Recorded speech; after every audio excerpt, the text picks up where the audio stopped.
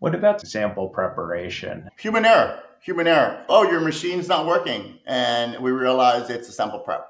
It's a sample prep issue. And it's hard to point the finger. We weren't there when you were pipetting. We weren't there when you were mixing your mobile gas or something like that.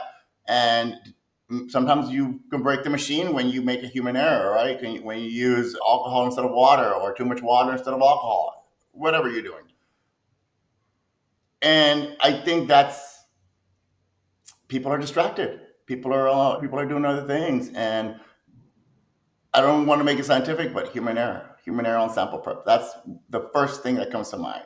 As a service guy, as an old service guy, as a sales guy, I'm not there when they're doing their samples. We get there when they're analyzing stuff. We're not seeing what goes on in the background. I'm sure it's fine, but it usually is human error, man. When they inject in the GC, you put the wrong gas in the wrong detector, and you could have a disaster, man. You can have blow up a lab. Like it's very dangerous. Hydrogen. Everyone's using hydrogen, but still very flammable.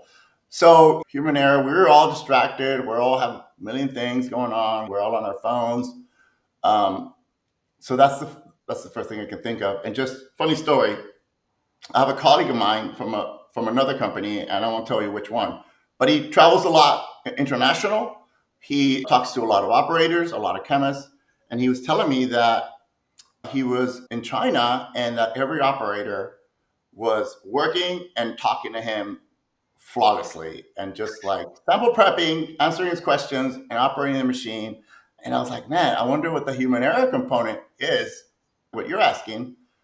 And it'd be interesting to know because I don't think I can operate a machine, sample prep, and answer some questions at the same time. That's pretty ambidextrous, but yeah, just to simply answer your question, human error. Pipetting, when was the last time you calibrated your pipette? Are you sure you're putting in that amount? Are you weighing your mobile gas? Are you degassing correctly? How old's your column? So many times you go to labs and their columns are like 5 years old. And then they're like, my peaks are little or my sensitivity is low.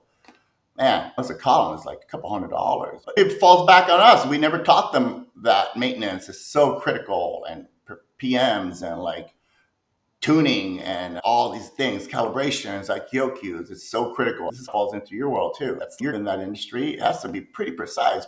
It's science, right? It's like there's no room for error. So I wish I had a more exciting answer, but that's what I've seen is human error.